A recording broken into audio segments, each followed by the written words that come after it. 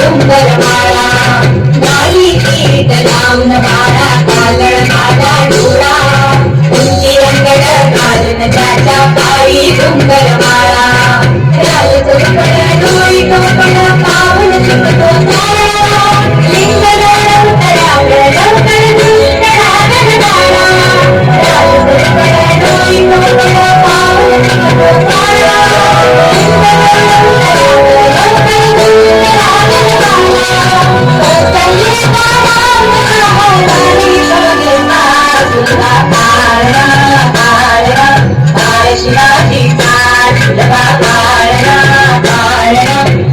Shivaji